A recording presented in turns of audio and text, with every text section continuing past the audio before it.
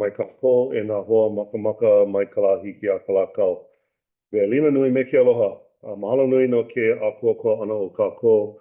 No ka pono o ka lahui, no ka pono o ka aina, no ka pono o ka waina hoi. Ea he manao mai ka wahine e kakao ke ia puke o lalo no e ao.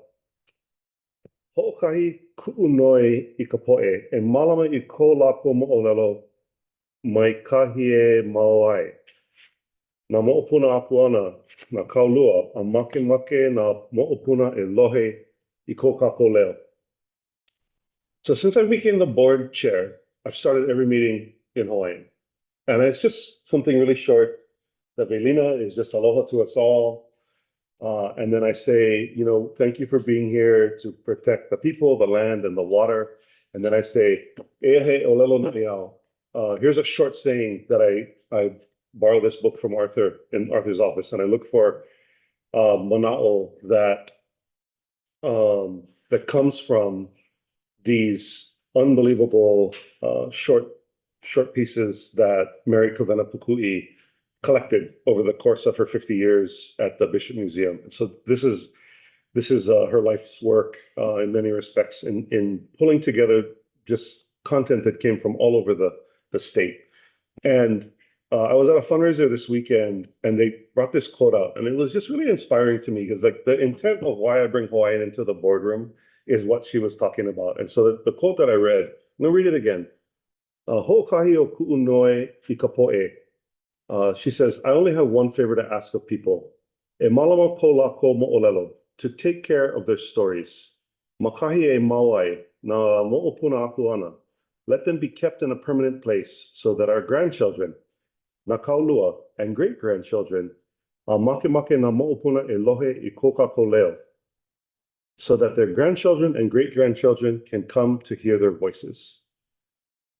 So that's all we intend to do here. It's meant to be inclusive. It's meant to pull everybody together and offer something that comes from way back that still is pertinent for today. So I thank everyone's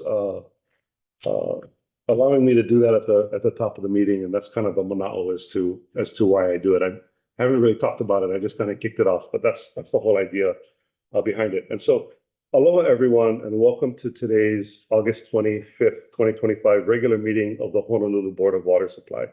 Before beginning today's meeting, I'd like to state that our board is dedicated to providing safe, dependable, and affordable water now and into the future. At this time, we'd like to share a brief recording with reminders on public participation, as well as virtual meeting regulations for board members as required by law. Materials for this meeting under HRS Section 92-7.5 are accessible at boardofwatersupply.com/board meetings. The public may attend this meeting in person at the BWS Public Service Building, located at 630 South Beretania Street. The public may also view a live stream of today's meeting on our website at boardofwatersupply.com/live. We have been accepting written or oral testimony for today's meeting. Instructions and an online submittal form are available at boardofwatersupply.com/testimony. The deadline to submit advanced written testimony has passed.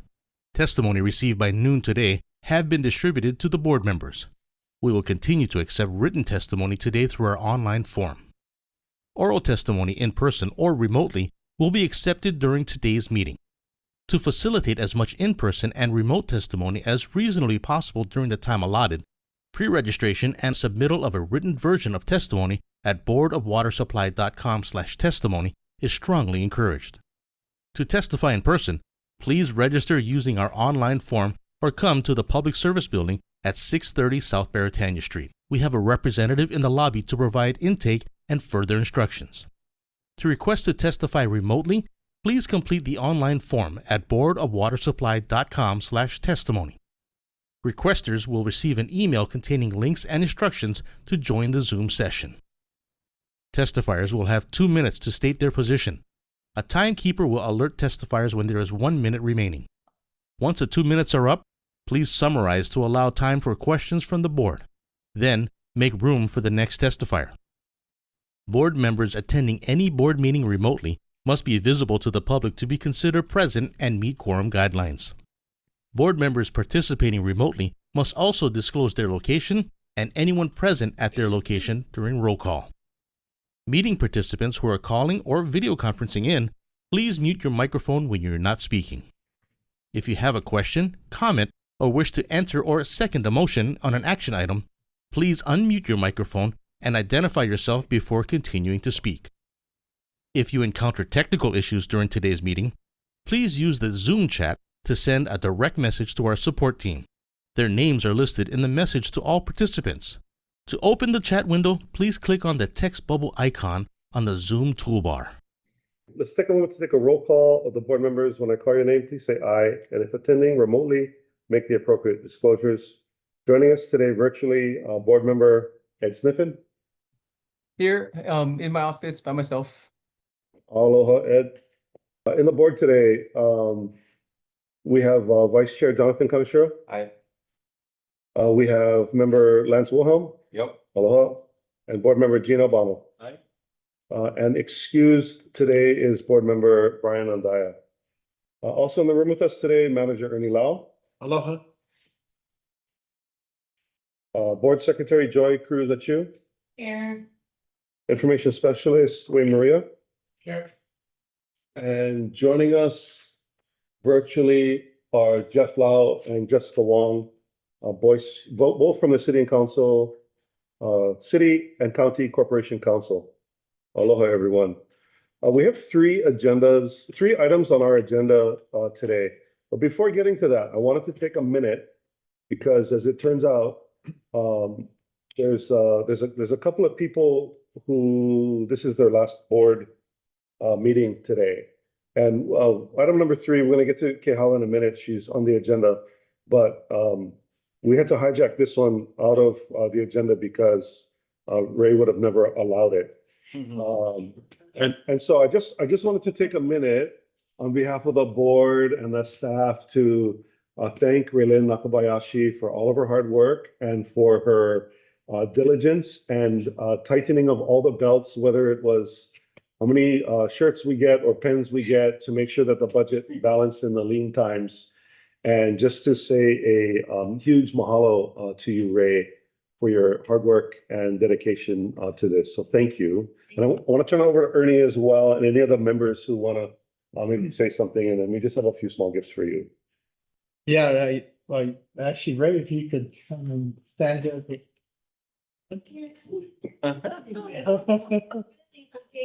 Just so quietly. Thank you. Well, was it about 6 years ago? 6 years. Yep. It's hard to believe it's been 6 years since Ray first came to join our Ohana here at BWS.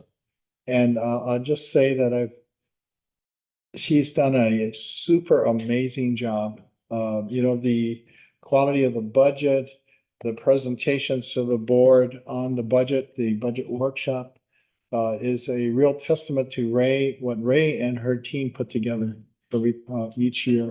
All the credit goes to the staff of ESO, though. Really, I mean, between risk, budget, procurement, security, emergency response, it's really the staff of ESO that I just get to come up here with my talking points and present things after I've powdered my nose and stuff. But it's really the staff of the ESO that have done all the work. Ray is so humble. And I've never seen anybody with so much energy, from the early morning hours to the late evenings. Many a time she'll be the last person in the building here at Baratania. She has so much energy and she's able to cover so many different issues. It's beyond comprehension. One thing I noticed with Ray and I like to fly at the 20,000 foot level, and Ray instantly will dive to how low? In the weeds, in the grass. I'm playing in the dirt all day. But in terms of detail, that's where it happens. Ray, I just want to thank you for everything that you've done for the Board of Water Supply and improving the BWS. And I wish you the best in your in your movement to the other side of water, she's going from clean water to the other kind of water. And I wish her the best, and they're very blessed to have you there. Thank you. Thank you for all your support. But really, yeah, the staff of ESO is great. It's small but mighty. They do a lot of really hard work to come through for the department and help all the divisions where they can. And they'll still be here doing what they do. And I hope to be a partner, a friend, a colleague when I move over to ENV. Like, it's a small world in the city and a small world in water. So I hope, yeah, to continue the great relationships that and friendships that I made here. Thank you very much. It is, yeah, not drinking water anymore, but a lot of overlap in where I'm going, and a lot of the good work that like Barry does in One Water, that the board's doing in One Water. I think there is a lot of space for collaboration and joint work between our agencies, and I treasure all of the friendships and the people that I've met here, and I hope to continue working with everyone, even when I'm in the dirty side or the dark side. Well, she's going to the Department of Environmental Services. so- Trash side, but I think like Chair mentioned too, I mean, it's all about taking care of where we live, whether it be the drinking water, whether it be what we do with our waste, trash or sewage, it's all connected.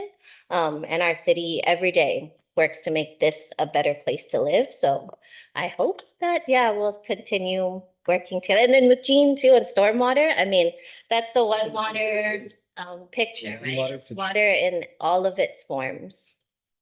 Thank you, Ray. Members, any? I do.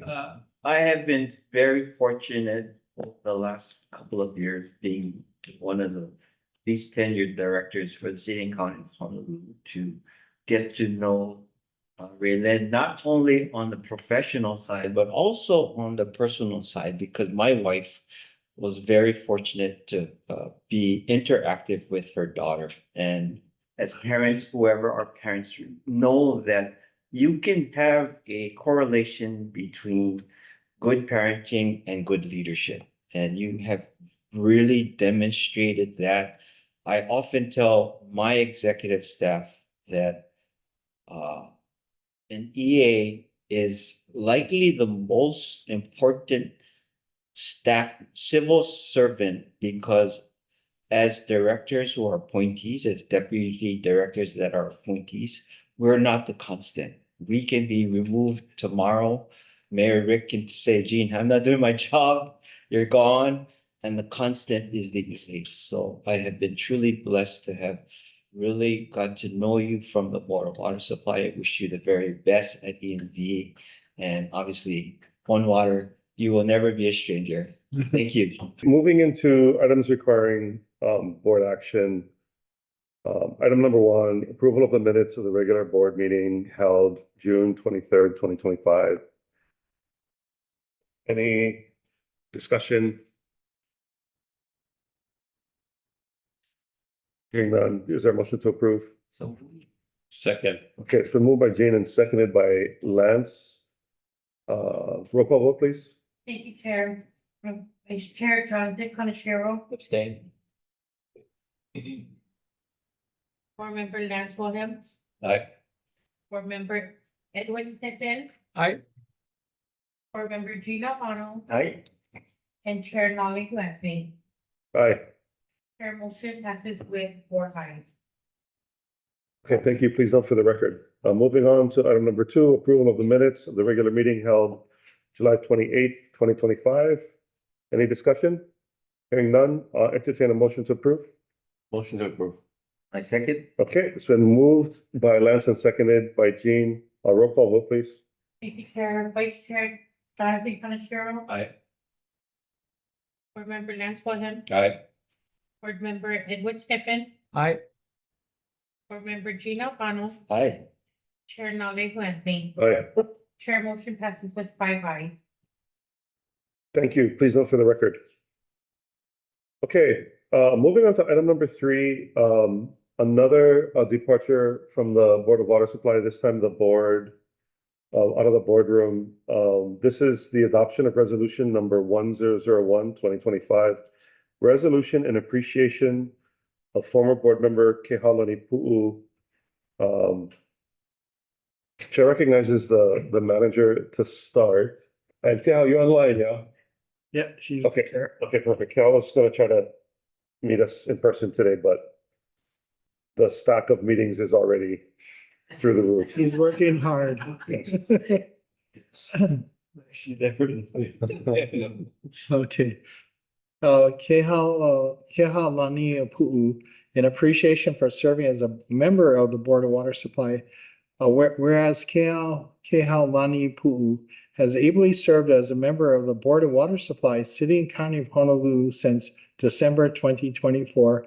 And she recently notified the board of her resignation. And whereas Ms. Pu'u's experience and work as a chief operating officer for the Office of Hawaiian Affairs from July 2024 through July 2025, and her current and previous work as a deputy director of the City and County of Honolulu's Department of Public Parks and Recreation, and in various capacities with Kamehameha Schools, including her position in the Keala Kulia Division Director in the school's Community Education Division, coupled with the esteem of her colleagues, has resulted in additional recognition and respect for the board. Whereas Ms. Pu'u's professional, academic, and community affiliations and her familiarity with government matters and the Hawaiian language and culture has made her an asset to the board and a helpful resource in its deliberations, as she's provided useful insights and counsel to its members. Whereas as a board member, Keha has supported and encouraged initiatives that have improved BWS's fiscal management and day-to-day operations, and volunteered her time and expertise to help effect business and policy decisions of the board that will benefit the BWS and Oahu water users for many years to come. Whereas Keha's service is a testament to her commitment to maintaining a municipal water system worthy of the trust of the public it serves. Now therefore be resolved by the members of the Board of Water Supply, City and County of Honolulu, that we do hereby express to Kehalani Pu'u our deep appreciation and gratitude for her service to the board and department. And be it further resolved that the members of this board extend to Kehalani Pu'u our sincere aloha and best wishes for continuous success in all her future endeavors. And I'll just add that Keha is still part of the City and County of Ohana, and now as the Deputy Director for the Department of Parks and Recreation. You know, the Board of Water Supply, we look forward to continue to work in collaboration with DPR for the benefit of our community. I know she has done and she will do even a greater job there. Mahalo. Yeah, mahalo nui, Kehal, for your time and attention to this, and we really appreciate your hard work, and we wish you the best in your next endeavor. And if we need to put monitoring wells on your property, can we fast track that? You know, I'll just say that we have put a few already. Mark's property, and mahalo Kehal and Laura too. And Ed's not going anywhere, but Ed, thank you for the monitoring wells on your property as well. Thank you. Hello, Ed. Members, any other comments? Okay, yeah, just thank you, all of you that are servants to this community, and thank you folks for continuing your work. And we're looking forward to, this is not goodbye, this is until we see folks again, and just mahalo all of you for all the hard work. Yeah. We're gonna move on to I items. would like to enthusiastically make a motion to approve the solution. Thanks. Thank you, Lance. You're welcome. Do I hear a second? I shall second. Thank you. It's been moved and seconded. Roll call vote, please. Thank you, Chair. Vice Chair Jonathan Panachiro, Aye. Member Lance Warren, Aye. Board Member Edward Sniffen, Aye. Board Member Gino Vano, Aye. and Chair Malego Anthony. Aye. Chair motion passes with 5 ayes. Thank you. Please note for the record, and mahalo nui, Kehal. Okay, moving on to items for information. Item number 1, update on the Board of Water Supply's response to the potential impacts of the Red Hill fuel contamination. Chair recognizes Joyce Lynn. Hello, Joyce. And good afternoon, Chair and board members. This is the August 2025 Red Hill update. Some recent events this past month, we attended the Navy's OSHA Task Force open house just last week. Nothing new that was reported. The new Admiral, Rear Admiral Brad Collins was in attendance of the Red Hill open house for a brief moment, but we didn't get to meet him. More updates from their website. Since last month, they have removed additional residual fuel from the pipelines and the tanks, so totaling a little over 2,500 gallons of residual fuel, same amount of sludge still. They are moving on with tank number 7 and 8 in terms of decommissioning the tanks. And tank pressure cleaning continues. For this upcoming month, in response to the Red Hill incident, we're still continuing our monitoring well development plans, and we have a community meeting at the IAEA Public Library on September 24th to inform the community of our upcoming potential monitoring well in the neighborhood. That concludes my update. I'm available for any questions. Members, any questions? And just checking, is there any testimony today on this item? No, there are no testimony on this item. Okay, thank you. Thank you, Joyce. Thanks, Joyce. Moving to item for information, number 2, financial update for the quarter ended in June 30th, 2025. Chair recognizes Leanne Matsumoto. Aloha, Leanne. Good afternoon, Board Chair and members. I'm Leanne Matsumoto, the Waterworks Controller in the Finance Division. And I'm here to go over the financial performance from July 2024 to June 2025. Currently, our revenue of 322.1 million is over the budgeted revenue by 22.9 million.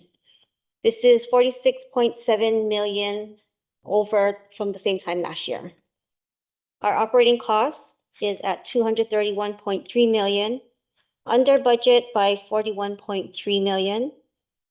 But operating costs are up 9.4 million from the same time last year, mainly due to personnel and debt service.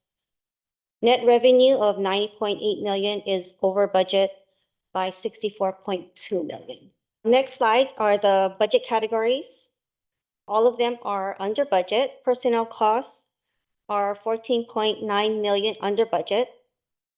Personnel costs are 5.4 million more than the same time last year. Materials, services, and supplies are under budget by 15.6 million, down 4.3 million from the same time last year. Equipment is at 2.8 million under budget. Equipment costs are about the same time as last year.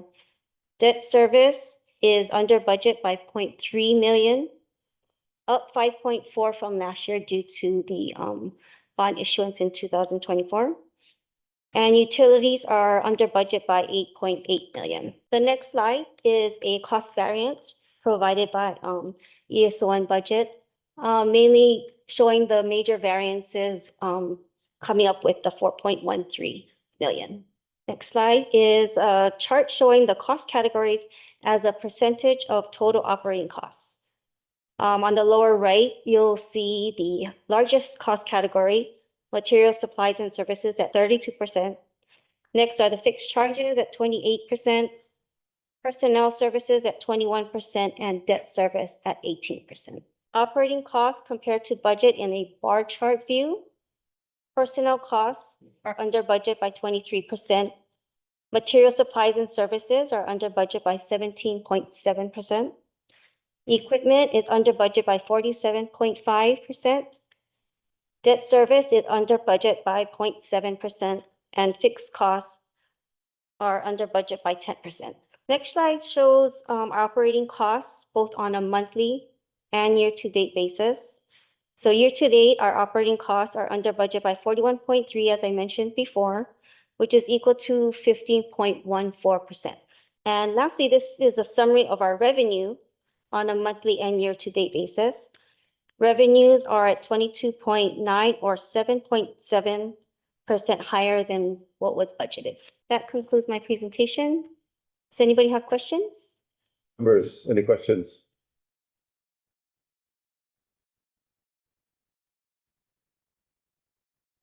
That's I see you pondering. Yeah, I suspect, I know the answer to this, so I wasn't gonna ask, but like, I know we're understaffed, so our budget. Our cost to budget on the personnel side is mostly because they have the positions, I'm guessing. And I'm wondering if that's something we should. More focused on in some way, like the number of FTEs or relative to the actual staffing count, just some way to translate those dollars into people. So it's a little. Like most of us in business, like get happy when we're under budget, but that's not what we should be here. We should be concerned, particularly in the personnel area. So I'm just thinking about, for future conversations, if we should So, think about it from an FTE or some other perspective. so what we do is, the authorized FTEs is way higher. It's Yeah. around 740, 41 or so. But the actual warm bodies is around 550 in the organization. So Yeah.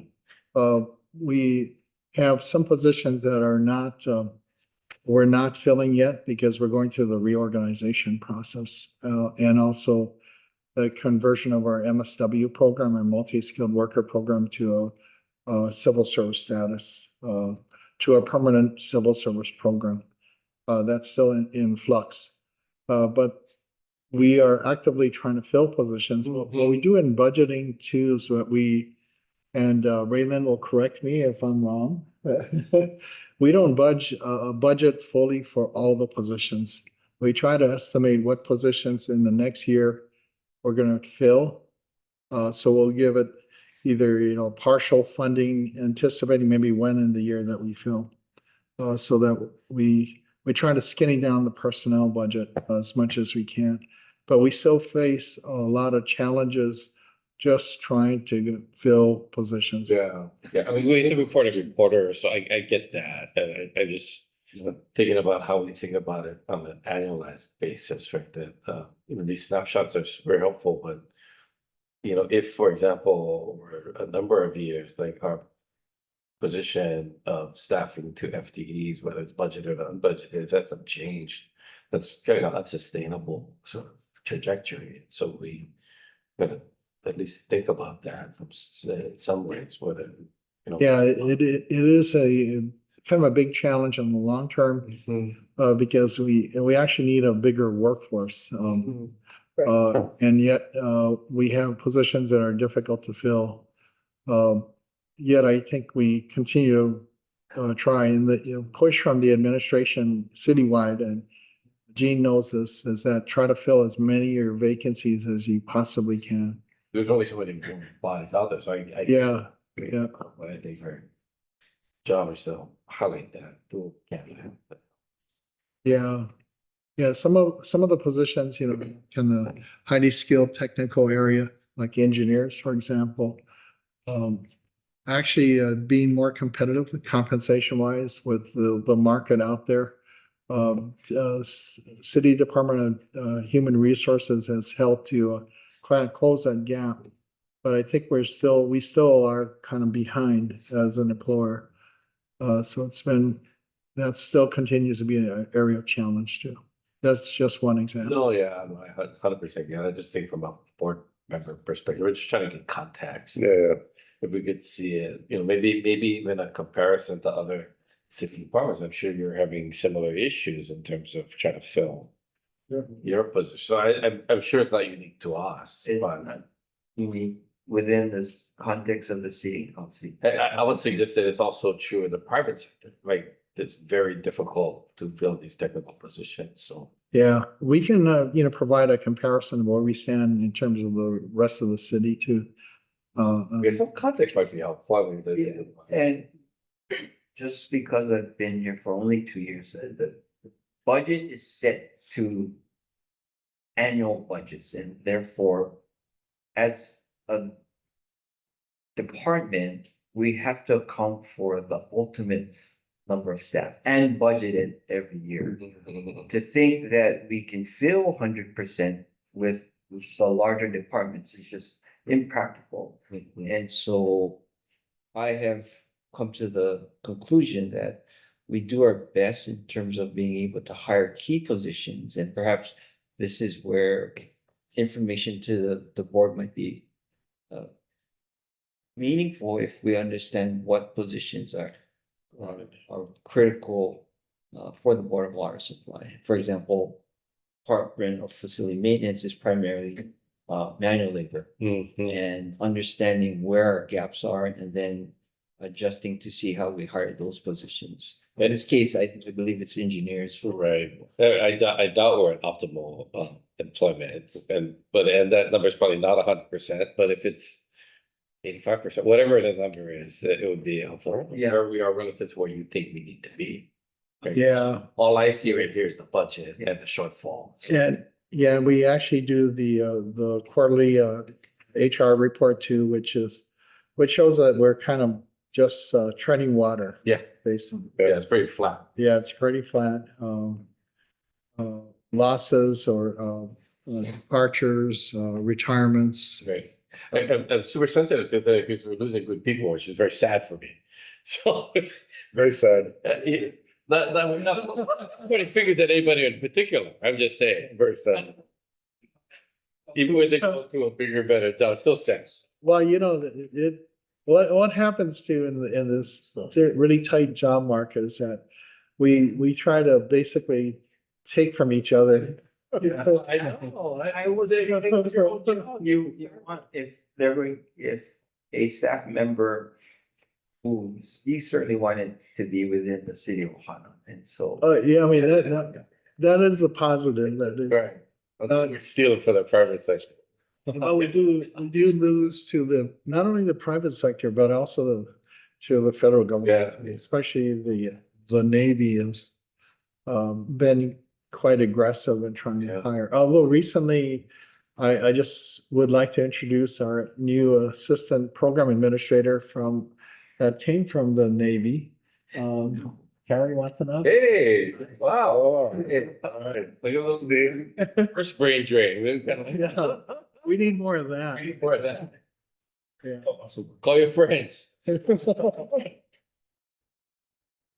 But Maybe if I could make maybe a suggestion, because I think between like what comes out in these semi-annual updates versus what Michelle brings in her quarterly updates, maybe we could ask the semi-annual one to land on the quarter one, we make an adjustment. Put it on the same day. The same day, and we get everybody so that we can kind of go back and forth, because I think like understanding like the fact that it's not all the open positions where the budget gap is there. And I would actually appreciate just like something that doesn't add too much to the plate, but like maybe from Michelle to just throw out what some of the disparities are in terms of vacancies across different city verticals. I know that we're missing planning cops, planning firemen, planning engineers, and I think it's important for us to understand, because what that's going to do too, right, is like, we're not the only ones looking for engineers. We're not the only ones looking for, people who can fix stuff. Like, that is competitive across city and state and private. And in a lot of sectors, there's like, people are saying like, nobody wants to work, there's like not enough people. So I think being able to understand just even in our own little corner of the world in the city and county of Honolulu, I think it's important to understand that.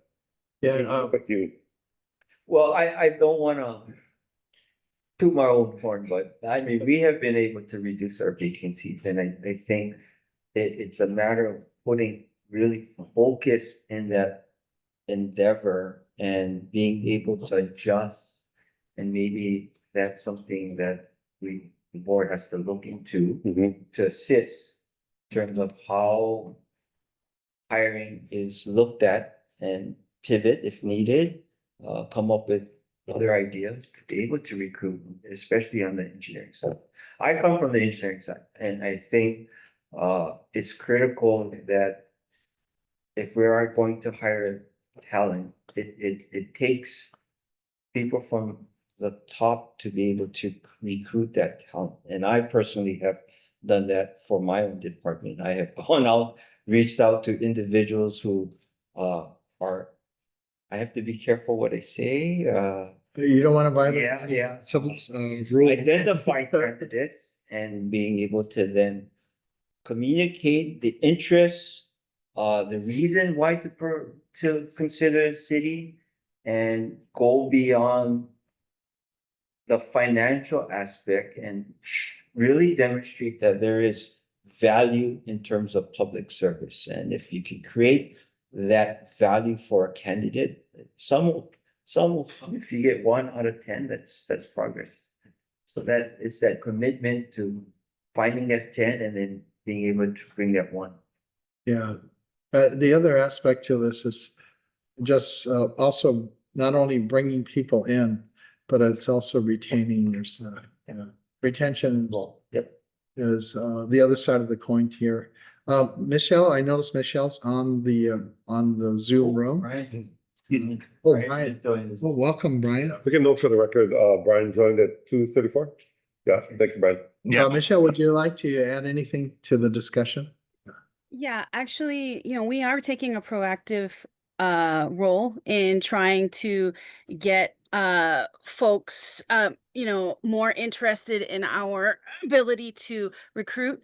And we are, as you've seen in our last few updates and everything, even the managers going out to our various different career opportunities, and we're looking at various different programs that are different from what we have been doing.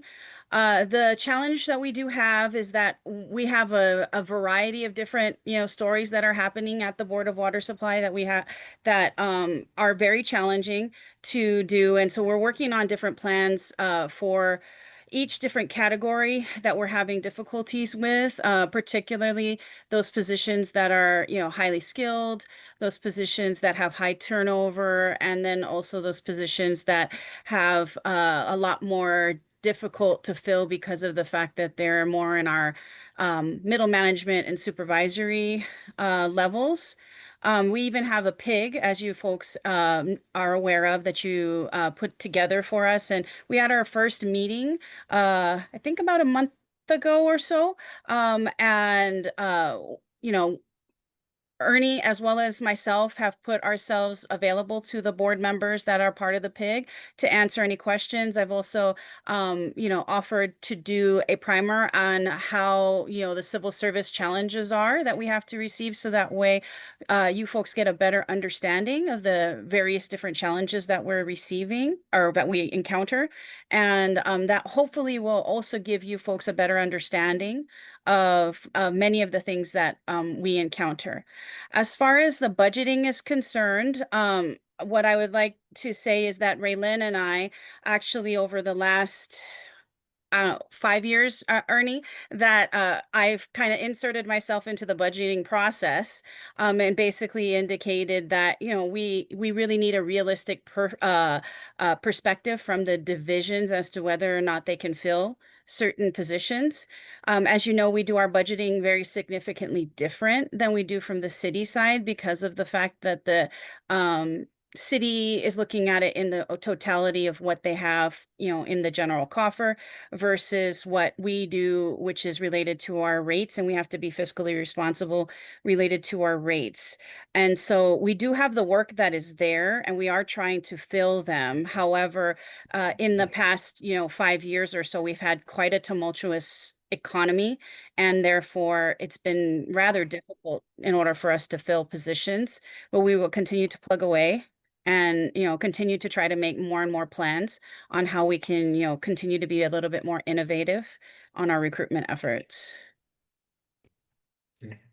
Thank you, Michelle. Thank you. Yeah, so I just want, I'm open to all ideas. I don't have a silver bullet for this problem, but, I think I heard Gene say though that he was going to share the secret sauce of how he. I heard that too. Yeah. I think Gene is the silver bullet. Maybe we need a couple of commercials with Gene on the front cover. I've been on the front cover. I know, and yeah. Well, Leanne, we thank you for your time today. Thank you. And yeah, we hope to kind of square some of this up. I appreciate the comments by Michelle as well. To the more data we have, it's just helpful to be mindful of. And we'll schedule Michelle's report and this report at the same meeting. Yeah, That would be better. also, Set the context, yeah, thank you. I mean, Thank you. remember Lance was talking about as well, just identifying where the critical junctures are for some of these jobs. And we hear them come up kind of anecdotally, in terms of, can we get all these engineering projects ready to go out to RFP and the like, and we need, so much staff in-house, but it'd be good to get a roster of that and.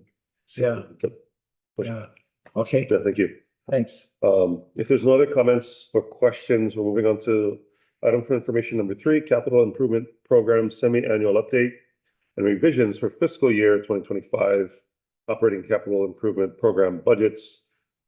Chair recognizes Patrick Chun and Raylene Nakabayashi. Hello, Patrick. Good afternoon, Chair Anthony, board members. I'm Patrick Chun, the Acting Program Administrator for Capital Projects Division, and I'll be presenting information on how the FY25 budget was executed, including activity in the third and fourth quarters and totals for the fiscal year. Raylene Nakabayashi will be presenting the revisions to the FY25 CIP budget. The table on the top shows the design and construction contracts awarded through the 4 quarters of FY25. There were no land purchases. The last column indicates the budgeted amounts for these line items. For FY25, 170.3 million was awarded compared to the 279.5 million budgeted. The second table shows design and construction contracts completed in FY25. The total amount for completed contracts for FY25 was 36.2 million. The third table shows in FY25 there was a total of 334 ongoing design projects with a total value of 169.7 million and a total of 144 ongoing construction projects for a total of 625.5 million. On this slide, the first table shows the design and construction projects awarded in the third quarter of FY25 and the budgeted amounts. 3.6 million was budgeted and approximately 3.6 million awarded. The second table shows the design and construction projects completed in the third quarter, including completion date and contract amount. The total for completed projects in the third quarter was 11 million. On this slide, the table shows construction projects awarded in the fourth quarter of FY25, including budgeted amounts and awarded amounts. Please note projects funded through a budget line item are shown with a single budget amount with several associated projects awarded. For example, the first 3 construction projects were awarded from a 9 million budget line item. The total awarded amount is 141.8 million compared to 193.6 budgeted. The reason for the significant difference will be explained later in the presentation. On this slide, the table on the top shows the design projects awarded in the fourth quarter of FY25, including budgeted amounts and awarded amounts. The total awarded amount is 12.6 million compared to the 12.4 million budgeted. The difference was made up from the FY25 contract adjustment account.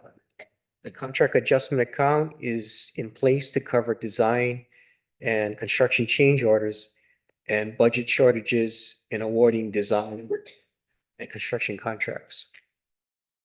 The second table lists design and construction projects completed in the fourth quarter of FY25, including completion date and contract amount. The total amount of of completed construction projects in the fourth quarter was 7.8 billion. This slide shows the percent of the FY 25 CIP budget executed by quarters in red compared to previous years. At the end of FY 25, 60.7% of the budget amount for new CIP contracts were executed.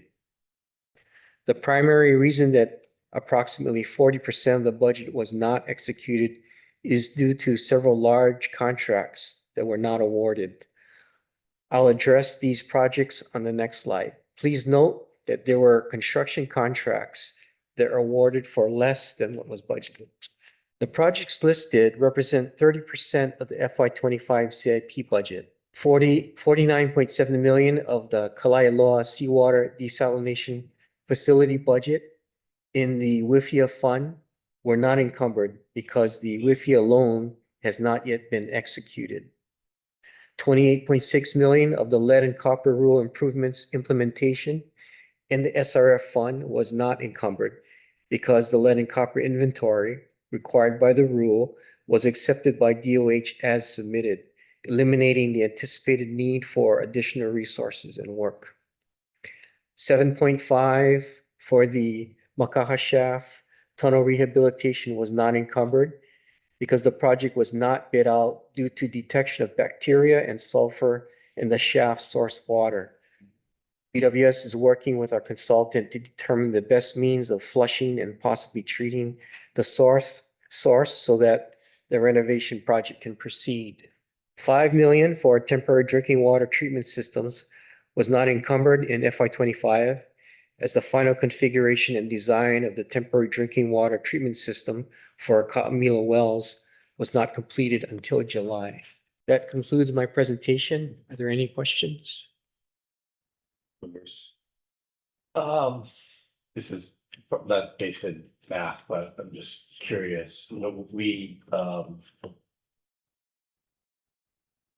we're spending our budgeted amount on the design and planning side, so it looks like we're adding new projects on about the pace that you would expect because they need budget full. Do you keep track with the dollars that you show here is the design contract value, not the ultimate construction value of that project, right? We actually are showing both. Yeah. Yeah. So I'm wondering how much we're adding to our future CIP through all of the additional design that we're doing, and how much that backlog is in reality all of the CIP, not just the ones we budgeted for now, but we keep adding design projects, so we keep adding to our CIP. On the, you know, kind of the demand side, but we're not building as fast as we're designing them. So how big is that number? And is it just my imagination that it's getting bigger? I mean, does it feel like we're building them as fast as we're designing? Like, Yeah, the challenges during the construction phase. I know, Pat, you want to pick on? and I know we did the 2-year budget thing because I Yeah. don't like the hockey stick either, and I'm the only guy that cares about that stuff, but so nobody else cares. But I'm on the overall too. I'm worried that our you know, and it's good. We got to do the design, and we're doing the design, but are we just building like this backlog that we can never like catch up to? Yeah, some of the challenges are in the permitting process that we get hung up with. Pat, your thoughts? You know, as far as on the design side, we kind of balance our capacity and project priorities, and we do as much as we can. Then on the construction side, there is an accumulation of projects. They're not getting as closed as fast as we would like. So we're trying to work through those contracts, getting them resolved, getting them closed. But yeah, we have to keep those projects going, make sure we're getting them closed so that they don't pile up. Right. And I don't know that I see a chart that sort of just shows like the accumulation of the future CIP based on the design that we're completing. Burn rate and the contracts as a finish on. Yeah, And whether that number is getting bigger over time. Intuitively, it feels like it's getting bigger, but I don't know that. I think it's kind of growing. You know, like Patrick said, being able to complete the construction project in a more timely way. Yeah, tell me about it. Yeah, you have a lot of construction. So some challenges there are still some of the permits that we need to be able to break ground.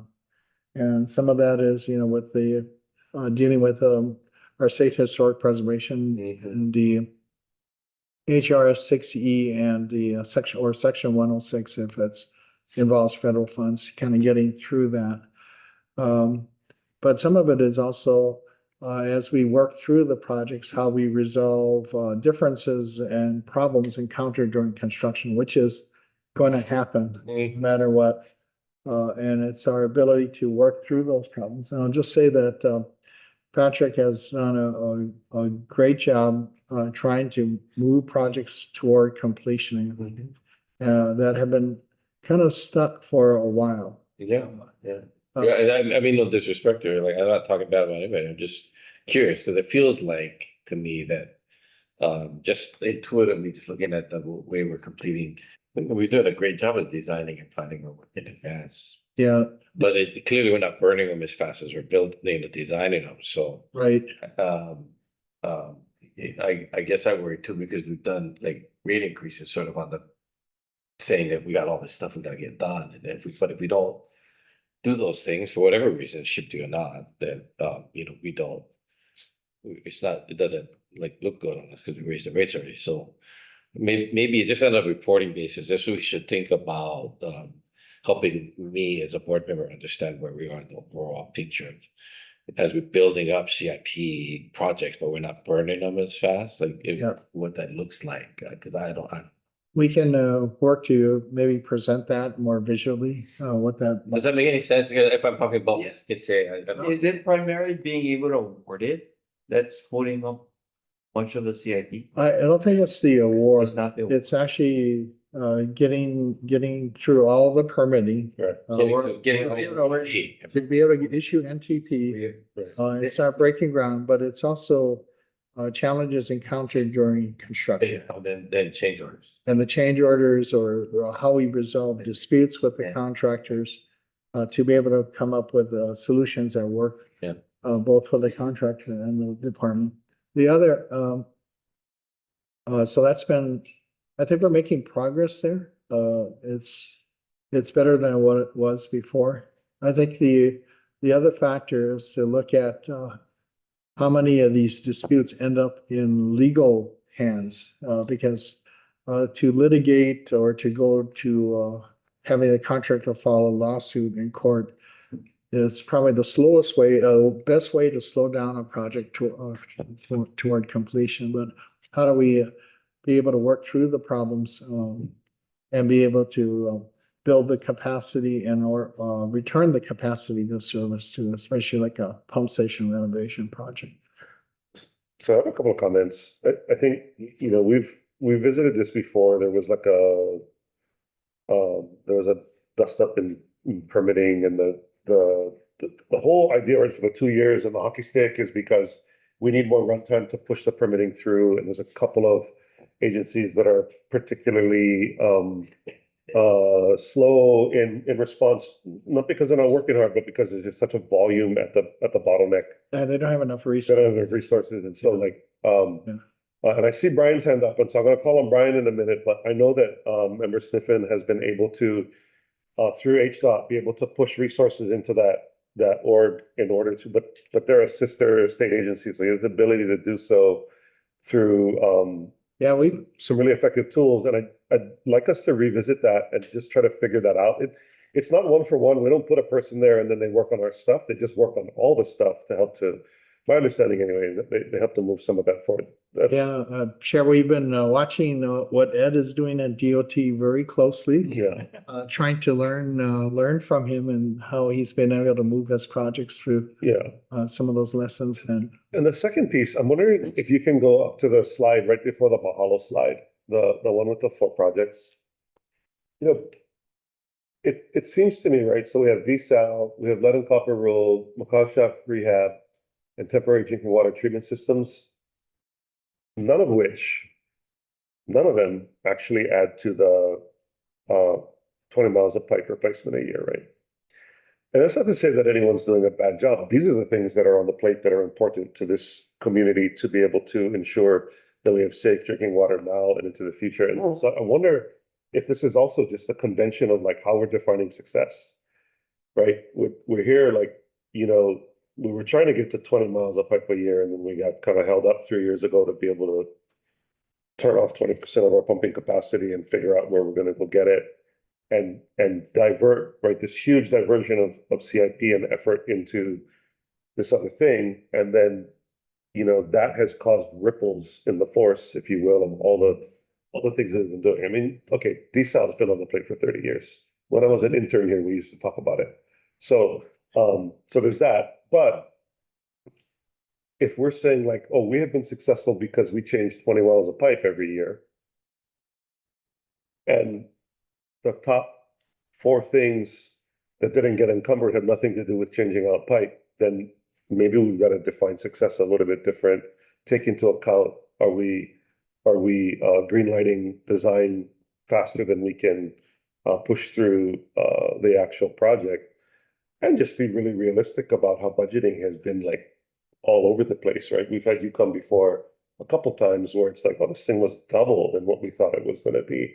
And by the way, the lag causes these material costs to go through the roof, and then people come back and sue us, Yeah. right? So, you know, not for fixing today, but just like the last one is like, there are the reason why the board members are the board members is not just to coordinate when Ed's digging up the road, we're gonna put some pipe down, but it's because everybody has a different view of how to get stuff done in the corner of the universe that they occupy. Right? Private sector, other city, state guys, you know, all looking at different ways in which we can figure it out. I think our job is to think about what are the right metrics to make sure that we're moving the thing forward. Right. Yeah. And what we're doing here is a way, and it's awesome. It's awesome. But maybe there are a few other things that we could include in terms of metric would help us more clearly see the path and understand that we're on the right path. And you know, I because of my background, I think about like construction volume, CIP, and burn rate. How fast are we getting through our work? Right. And we have a plan for it, and all projects have, and they never work out the way they are supposed to. They never burn as much as you think you're going to burn.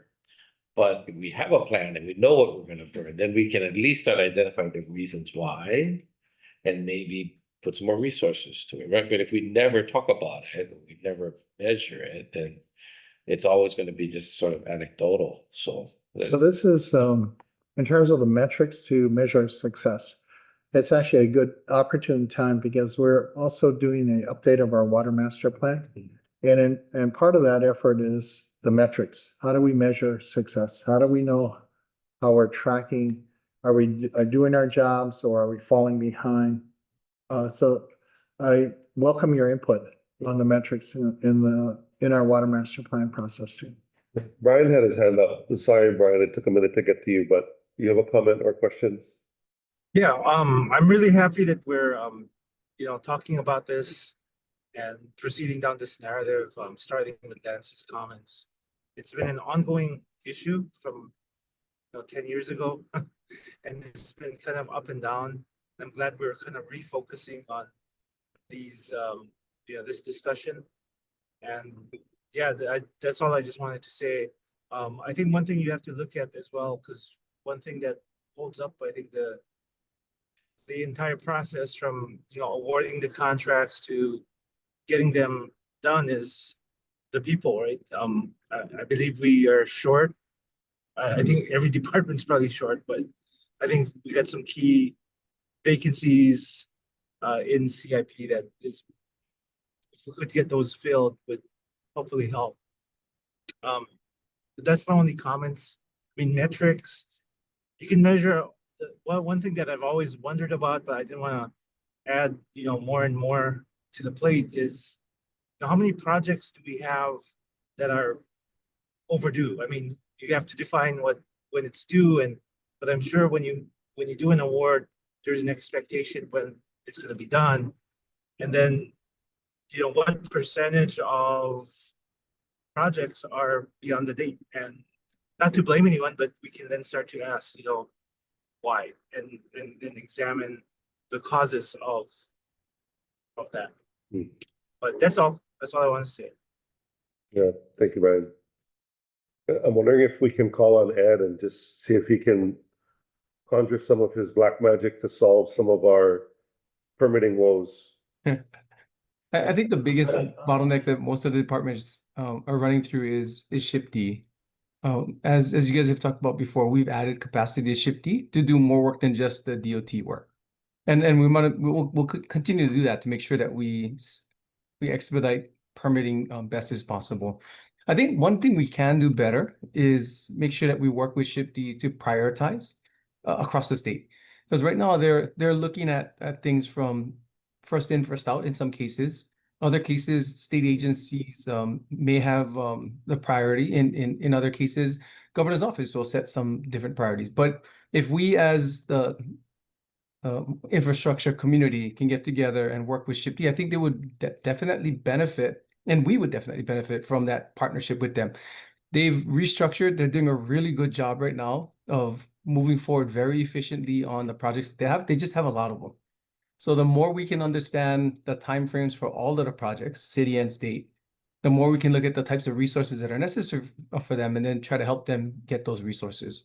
So that collaboration going to help out tremendously, I think, with ShipD. On the project delivery side, not only is it the permitting piece that delays things, also it's the contracting piece, right? So more and more on the DOT side, we're moving forward with open-ended contracts, not just with engineering firms and planning firms, but also with construction companies. So those projects that are normally the same type of work that we normally do, we'll already have contracts available. So if we need a design to get done, we have to procure a company to do it. We can just design it because we have an open-ended 5-year, $5 million contract that we can tap into. On the construction side, the same thing. If we have those open-ended contracts with our contractors, we don't have to go through the 6 months to 7 months of procurement. We can just go directly to them, initiate the work order and move it forward already. So it cuts out timeframes tremendously. And as you guys all know, when you're looking at a fiscal year cycle, cutting out 3 to 6 months is huge for each project. And as you look at the percentage of increase in cost that we're going up every 6 months, it's also something that saves a lot of money. We cannot do a May talk, right? Yeah, do I get you? So as a 1 year budget. Yeah. Because Yeah, it's annually budget. Annual budgets. Well, actually, we do some IDIQs already. Maybe Pat, you can explain our design. We have design IDIQs, but also in construction.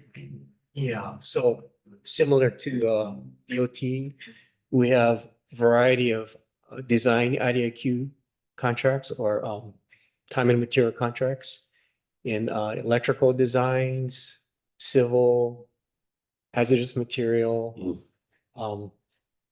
Archaeology. Yeah.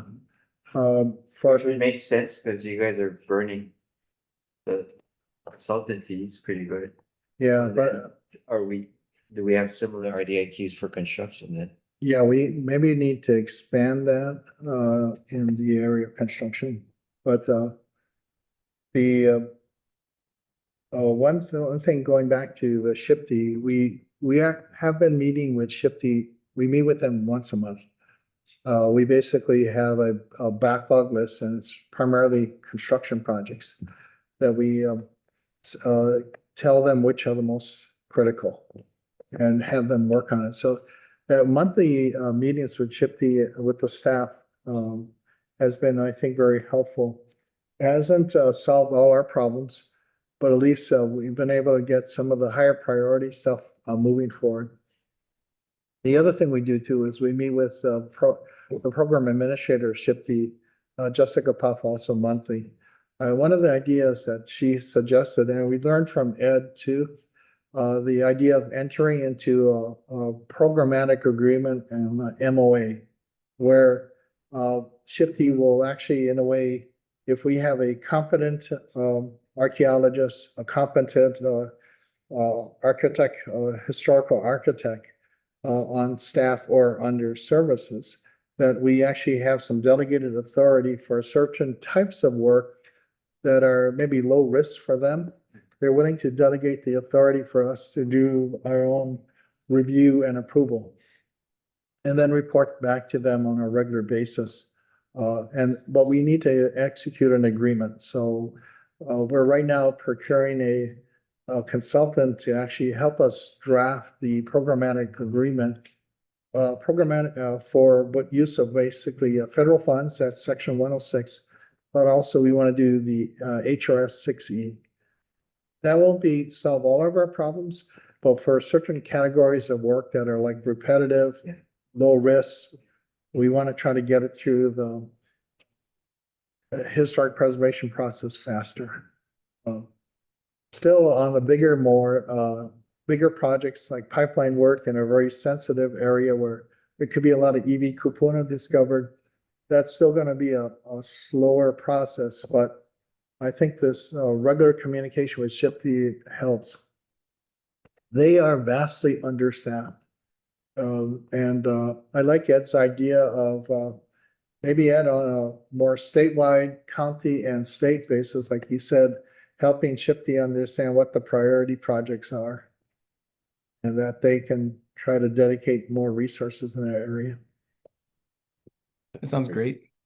Every department thinks there's projects that's the most important. It's tough. That's the hard part. Yeah, so you're gonna go in there and butt wrestle with Usually I'm gonna lose if I. But the reality is that SHPD is one area of permitting, another area, and they're working really hard. Regular communication seems to be helping, and prioritizing for them seems to help. The other area is getting another permit through the Commission on Water Resource Management for like just to drill, construct an exploratory well or even a monitor well. That process is really slowed down. We meet with DLNR and CWRM monthly now to try to work through issues and try to prioritize things. But again, it's I think those two areas are probably some of the biggest challenges.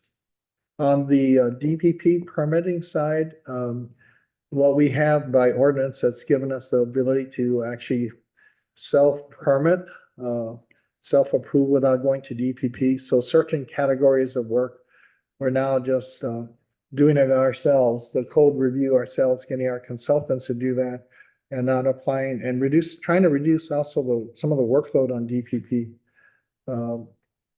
But certain projects will still have to go to DPP for a regular, say, a building permit. It is a challenging area. On that list, you had $28 million for lead and copper, the LCRI lead and copper rule improvements, which is focused really on getting the lead out of the system. Unfortunately, in our research and validation so far, we haven't found it in our system. But it was also the LCRI requires more investigation on the customer side of the meter. Our focus has been really up to the meter, then the customer side of the meter going into their properties. That's their Culiano. But the LCRI actually requires utilities to actually investigate that. So 28 million was in anticipation that we have 170,000 customer accounts that we'd have to actually go and physically do the digging and maybe inspection of the customer side piping to determine if that those need to get changed out too. But fortunately, so far it's looking not as problematic. And 28 million would have been only a drop in the bucket of the cost to do that. Yeah, I'll just end there. Yeah, but thank you for all the input. It just goes without saying that we also want to recognize you guys are doing more with less, as less employees, is like a huge amount of tasks at hand, both in response to Red Hill as well as just like, the stuff that was on the plate. And so we want to be helpful and we want to be solution focused, but we also want to thank you guys for all the hard work. So, mahalo. Any other questions, members? Sure. Okay, now I'm gonna turn it over to Raylene Nakabayashi, present the revisions to the FY 25 CIP budget. Thank you, Chair and members, and thanks, Pat. So I just want to recap our fiscal year 25 budget as approved, and then any amendments that had to be made to get to the execution that Pat discussed. So there was a formal budget amendment number 1 that was done via resolution with you folks, because that one actually touched the bottom line. So we increased the budget, operating budget side, to increase funding in the Office of the Manager and Chief Engineer. And that was to move forward our source water protection initiatives. And then we also increased or amended funding on the CIP side via formal amendment. And that was to add in some operating funds or BWS monies and supplant or remove state revolving fund or SRF monies. We also added and bumped up our budget for construction management. There's been a lot of discussion here today on like maybe the imbalance. You see like 366 something open design, 100 something open construction, and that's all active. So how do we move those designs into construction? So it maybe, I don't know that those numbers will ever match. That was in the early part of Pat's, it shows just the open ongoing. You've got 300 something open design, 100 something open construction. I don't think they'll ever be 1-to-1, but like, how do you close that gap, right? Bring up construction side to show that you've got the things that you've designed into going into construction phase. So that was part of the increasing, and what we can do to kind of cover that capacity or that we don't have staff wise was to bring in construction management consultants to help with that. And then finally, we did add the $5 million, and we talked about it earlier in projects that we didn't quite get to execution, but that was $5 million for temporary treatment systems for various locations around the island, but specifically what we were working towards at the end of fiscal year 25, though we just didn't get to final award, was a temporary drinking water treatment system at Ka'amila Wells. That was formal budget amendment number 1 that, board adopted on September 23rd. So that had increased the total bottom line budget to $590 million, both operating and CIP. Then the rest of the budget amendments I will go through didn't change the bottom line total, but this was the shifting of kind of monies we have to do with what the board has appropriated just to get to execution. So budget amendment number 2, projects 19, 34, and 46 were going to be deferred to the future fiscal year. More time was needed to prepare. So that money got moved out of those project lines and into contract adjustments account. And like Pat mentioned, that is where sometimes we need the flexibility for projects that come in over budget or change orders to be able to keep things moving forward. That was budget amendment 2. So budget amendment number 3, that's a summary. So the bottom line total of the CIP does not change. It was just a shifting, deferring projects, making more money available in contract adjustments so we could move awards out. Budget amendment number 3 was a lot of the same thing. Full funding was not needed on some of the lines. Some things come in under, but this is, as you can see on the date of this is May 29th. Some projects right now we've opened bids, things have come in under, or we realize that they're not gonna make it this year. We'll move the money to contract adjustments account, and it's specifically because we need that money there to make awards. So same thing, didn't change the bottom line total, just move the money where it needed to go. And I think that's it and I just wanted to comment on the, like how you can measure success going forward too. I mean, we already mentioned the water master plan. We also come before you folks with the 6-year CIP on a periodic basis to give you rather than the 30-year outlook, what's coming in the next 6 years. And that one is coming, I think, this year because the board hasn't seen a 6-year CIP in about 6 years. So you should be able to see soon the amount of design and construction programmed for the next 6 years. Because I know what Pat and I are doing here, what we report on is really focused on just this year, right? But if you want to know like not only just this year, but what comes in the next 5. That's the 6-year CIP report, which should be coming soon. But thank you. Questions, members?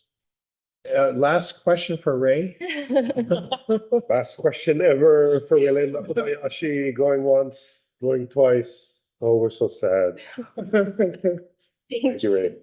Thanks, Ray. Okay, moving on to item of information number 4, status update of all groundwater levels at all index stations. Chair recognizes Barry Usagawa. Aloha, Barry. Thank you for your patience. Here's a few Afternoon. members. See you again. So we had for the month of July, 5 aquifer index stations in low groundwater condition. Pro City, Waipahu, and Wailua are in caution, and Kaimuki and Punaluu are in alert. The monthly production for July was 147 million gallons per day. The rainfall index for July was 90% of normal, with a 5-month moving average of 94%. So we had some good rains, I guess, in July. The last three months or last 3 weeks of August has just been super hot. So I expect that to really drop. We'll see. But the Hawaii Drought Monitor shows abnormally dry conditions on the leeward side, central to grading to moderate in the leeward, I'm sorry. National Weather Service forecasting still below normal through September. Hopefully they'll come up with another forecast for the fall. Most monitor wells exhibit decreasing head levels, and it's because of the lower rainfall and the higher production. And then the monthly productions are slightly higher on and if you could go to that, yeah. So you can see the rainfall that we had in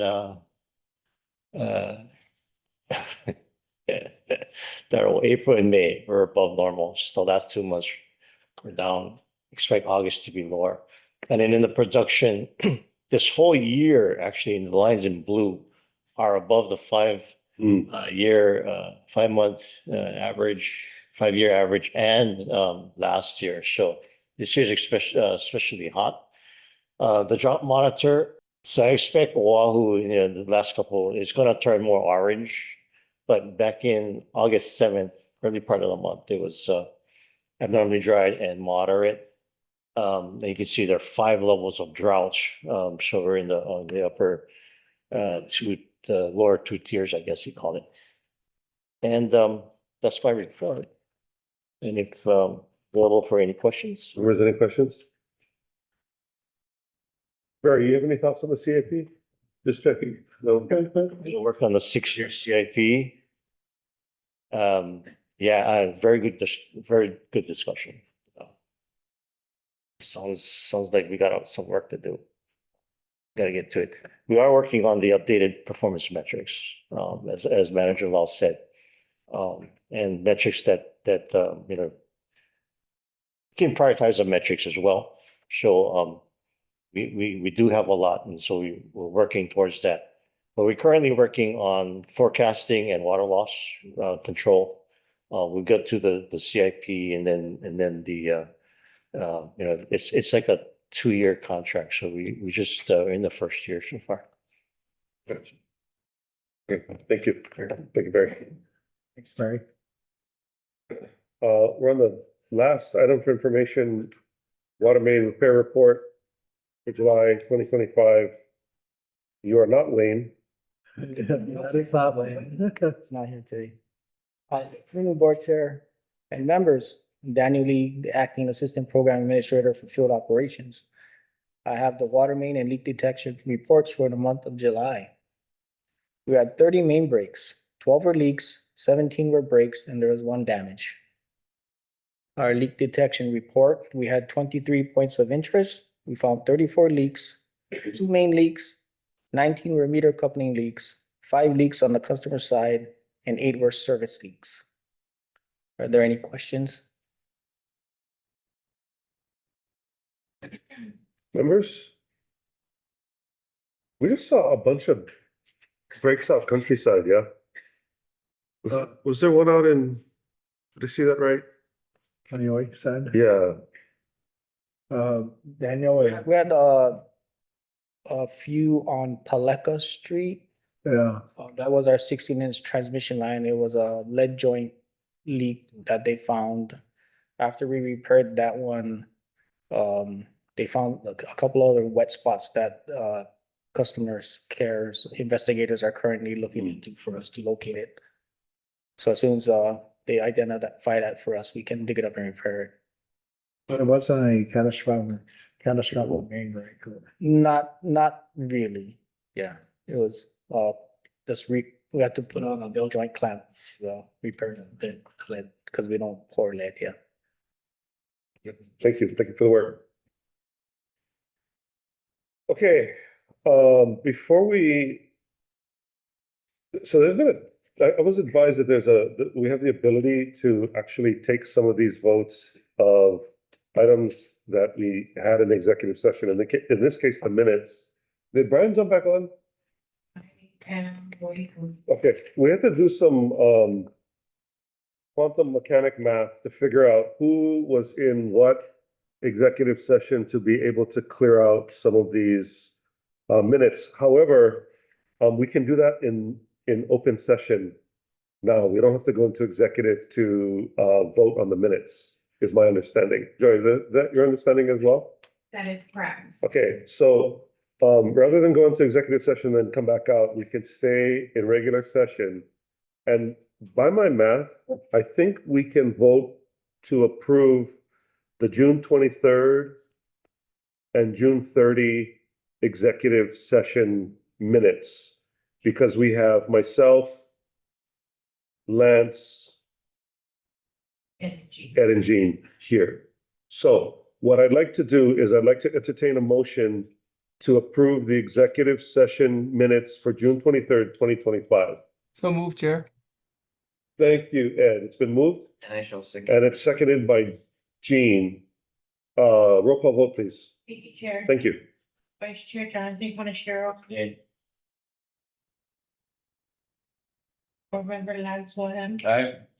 Board Member Edwin Sniffen. Aye. Board Member Jean Albano. Aye. And Chair Nalehu Anthony. Aye. Chair motion passes with 4 ayes and 1 abstention. Thank you. Please note for the record. Moving on to June 30th, 2025, I'd like to entertain a motion for those executive session minutes. Do I hear a motion? Motion to approve. Thank you, Lance. Second. And it's been moved by Lance and seconded by Jean. Roll call vote, please. Thank you, Chair. Vice Chair Jonathan Panachiro. Stay. Board Member Lance Wilhelm. Aye. Board Member Edwin Sniffen. Aye. Board Member Jean Albano. Aye. And Chair Nalehu Anthony. Aye. Chair motion passes with 4 ayes and 1 abstention. Awesome. Thank you so much. And Brian was having internet issues. Was he able to jump back on? He did not. Okay, so that is all the business that I have on our agenda today. Does anyone else have anything else they'd like to add? Hearing none, a motion to adjourn our meeting. So moved. All in Second. favor, say aye. Aye. Aye. Any opposed? And Yeah. Yeah. Okay, hearing none, we are adjourned. Thank you, folks.